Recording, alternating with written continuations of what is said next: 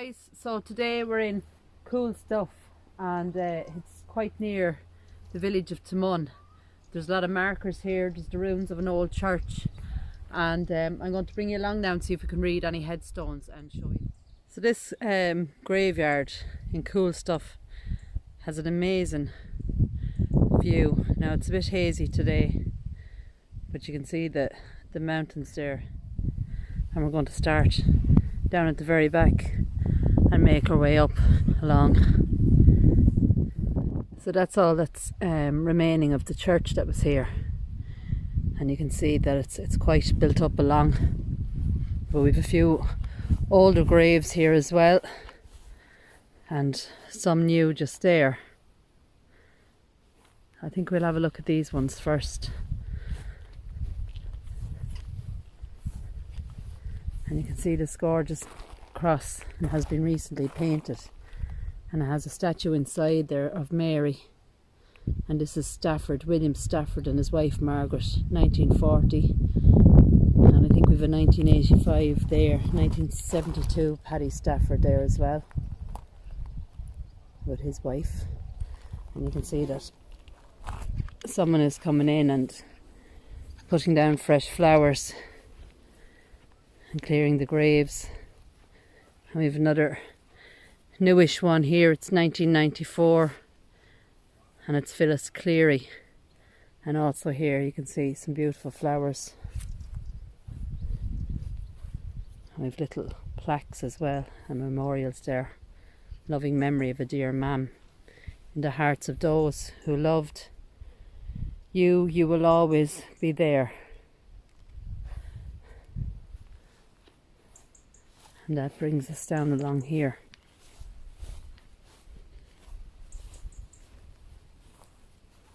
And this is 1920, and I think it's Anne Whelan, and also Patrick Kelly, 1925. He was, I think that says 56.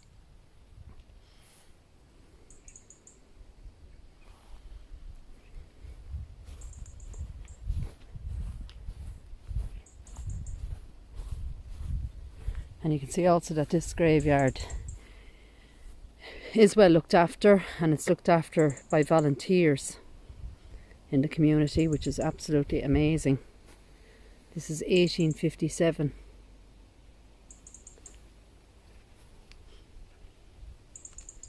I can see 57 years.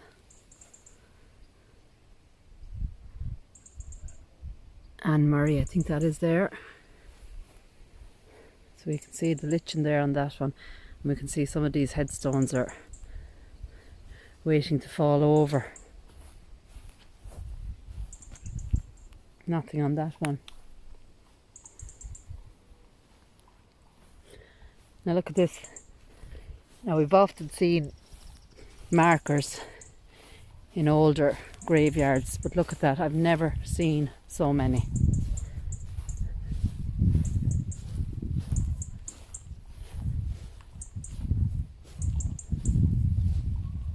There are dozens of them, and of course we remember them all. There's something very beautiful about Coolstuff Graveyard. We'll just take our time.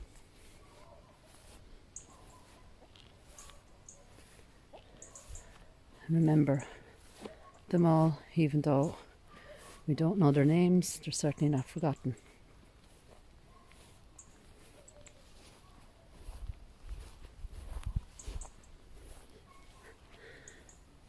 This is Margaret Whelan, and it looks like 1849 there, and Nicholas Whelan, 1861.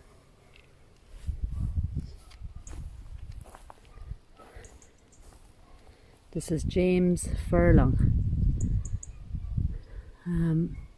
June, the date is there, it looks like 18, maybe 51, age 71. His mother is there as well, it looks like Anne. And that's 1875. And his mother is there as well. 1876 it looks like.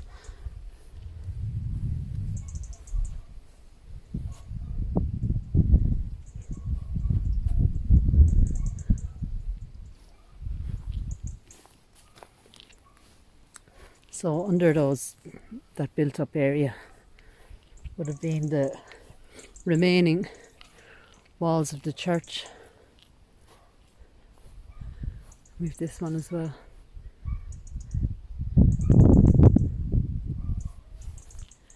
And the far one there.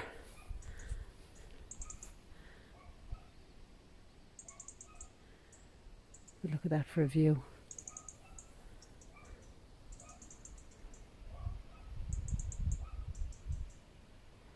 As I said, there's not very many here.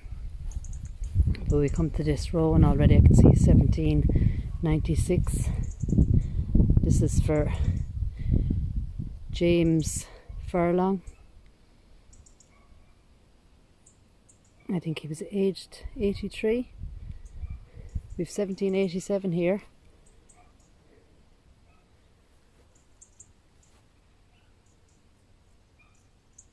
Alias Doyle, can't make out the first name. 1787, aged, I think that says 68. Lord have mercy on her. So we have someone else there. There's Philip Furlong, aged 80, 1887. There's a 1796 just here, and there's a 1787. It looks like a John Furlong. And you can hear the cows in the background. So we're right in the middle of countryside here. This is James Furlong. And it looks like 1805.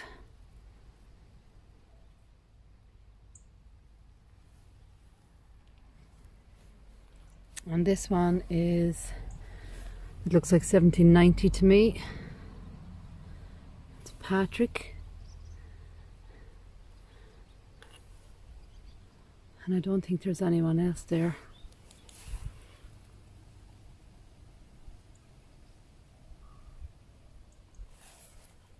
And there's Patrick's name. In 1790. Aged only 40.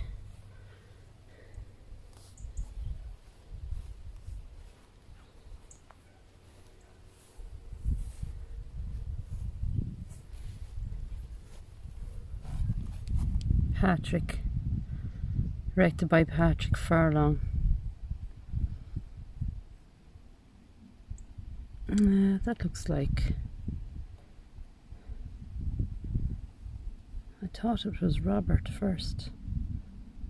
The surname is Dillon.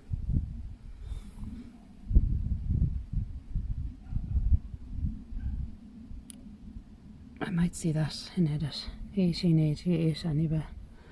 52, his sister Joanna wore 1900s.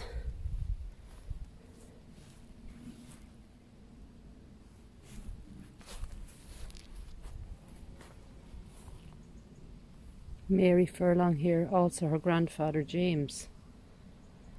Is there a date on it? 1827 right down at the bottom. Just there. And a little spider running up.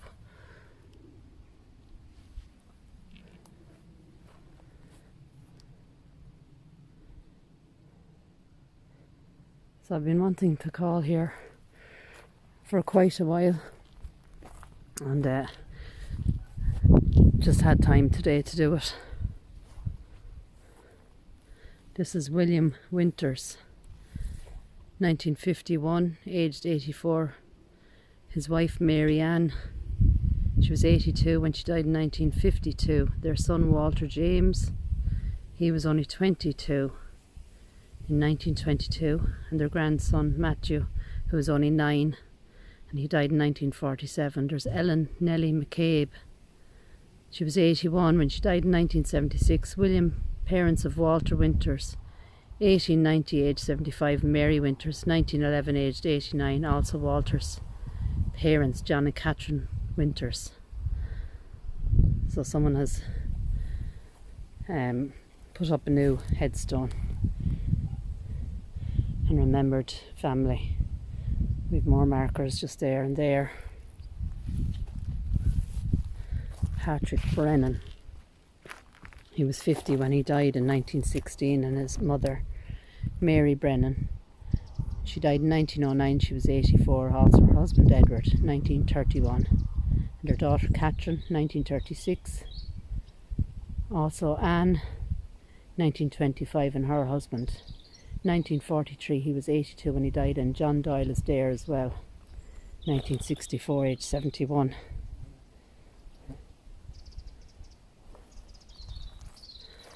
So even though this place is really well looked after, and you can see the grass is cut and maintained, there's not an awful lot of headstones we can read, but there is an awful lot of markers there.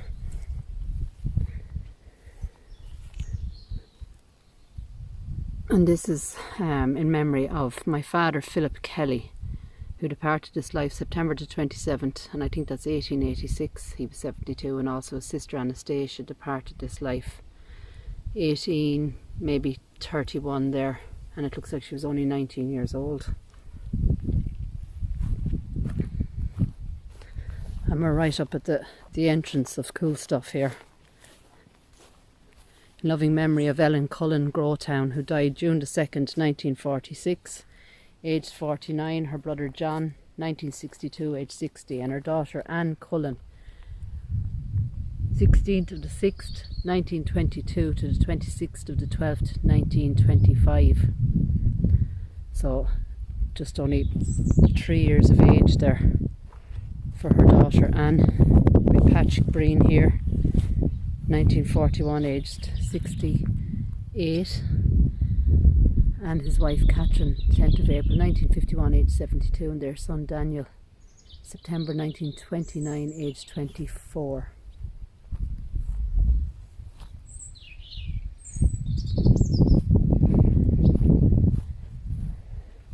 And this is William here, 1939, aged 82, and his wife Catherine, 1944, aged 80.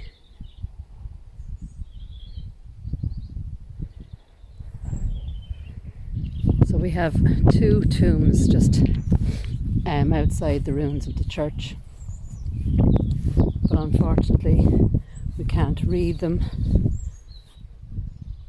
That one is broke, and this one, I'm presuming, maybe that was actually a tombstone. I thought it was a headstone after falling over there.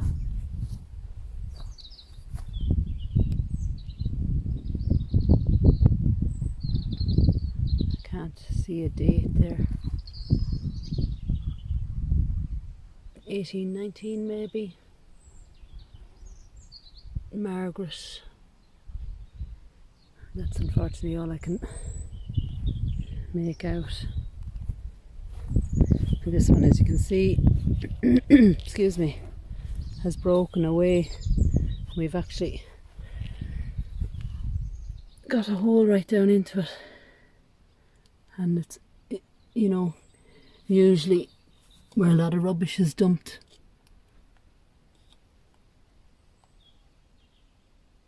But we've a lot of, see, you can see the way it's built up inside. I'd say this has been restored at some stage and bricked up around it to try and save it. So we're now actually inside the ruins of the church. Unfortunately, this whole graveyard, even though, as I said, it is maintained, the headstones are extremely hard to read.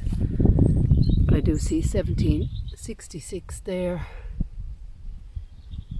and it looks like Thomas.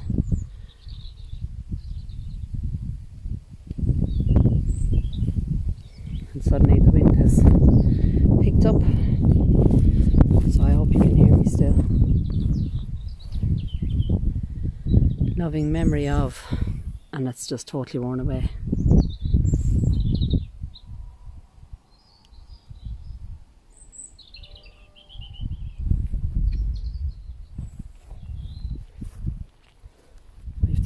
tiny one here, right in the ground. But I do see a John. And you'd wonder how it happened. Has it just fallen apart? But it was definitely a smaller headstone to what we see around us. Pat Walsh there, 1942. With that white cross.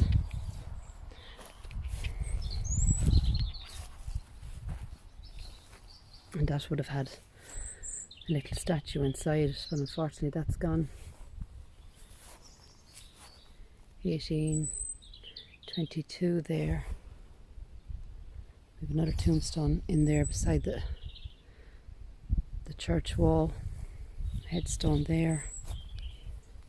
Excuse me. And this, as I said, is part of the old church. And look what we have here. The Boulogne stone. And I hope I pronounced that right. And we've seen a few of them in the older graveyards, and it was, I suppose, a font for holy water. And we've these two here, one on that side.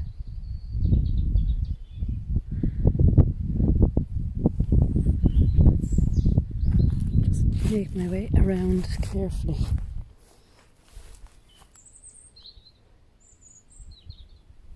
But you can see the detail and how that is still standing after all this time.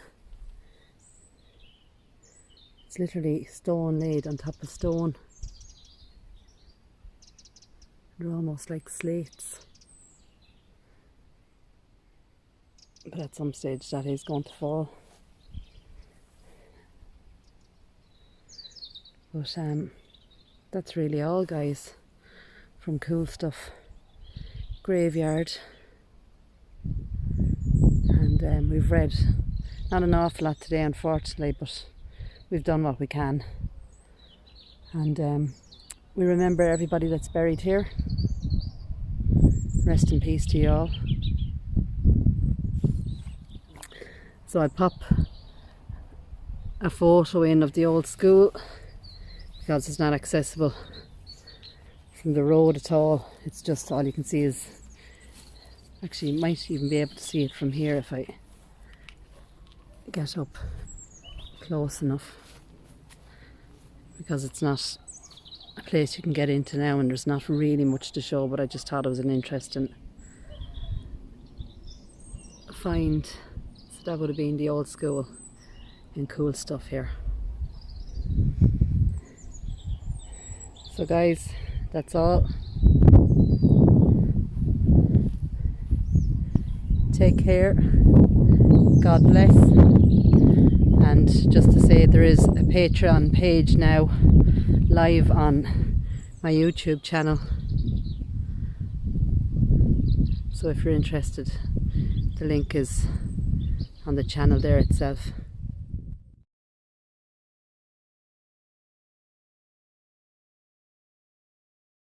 I'd like to take this opportunity to thank everyone who has supported my channel. I'd also like to welcome my new Patreons, Phyllis Pickett, Michelle Jones and Thomas Pearson. Thank you very, very much, and God bless.